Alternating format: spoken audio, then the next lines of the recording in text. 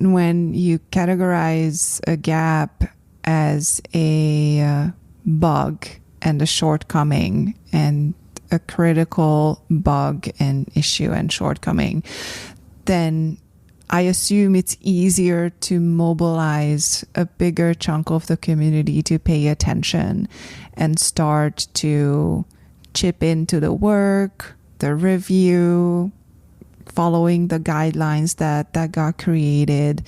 And I would assume that little shift from feature to bug, that made a huge difference. I think so. And I mean, I've written an article with GitHub has a newsletter called Readme, which is not necessarily the best naming convention because Readme is like they're all over the place. They like GitHub's and Readme. Anyways, it's called Readme, and I have a post on that about bugs and accessibility bugs and the importance of identifying them that way. Unfortunately, I can't provide a counterfactual, so I can't have an A/B testing environment where I have one project where I labeled it a bug and one project I didn't. I think that's one element. Certainly, the leadership role had a big part of it.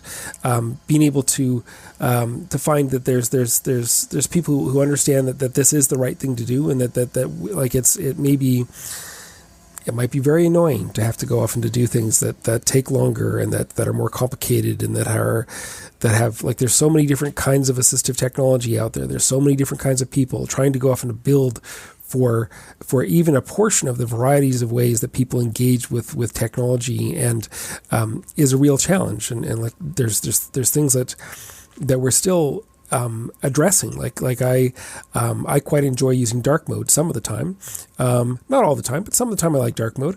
And that's something that it's not at this point a WCAG success criteria issue, but it is an issue where we know that there's people who have disabilities that benefit greatly by having dark mode, and that's something that's all of our browsers support it, all of our operating systems support it, and there's very few design systems that do. There's very few products that really effectively do this well.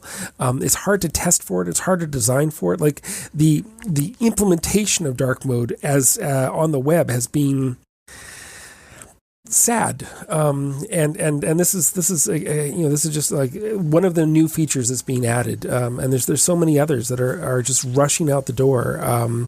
From the I think that I mean we saw a few years ago the all these websites that were done with parallax, and we saw Apple going off and adding sort of all this motion within their devices to make them more interesting and frankly addictive. There's CSS to go off and to reduce motion, so that if you like, because people can get visually. Can become physically sick if they have that sensation. Like there's people who can't use VR glasses because that will make them throw up. But we've had to try and find places where we want to add some motion because it makes it a more intuitive, like it helps people understand where they should be looking and where the focus of their attention should be. But we also want to make sure that we're not doing it in a way that makes people sick, because there's nothing that really ruins a user's day than having the website they have to use for work making them sick.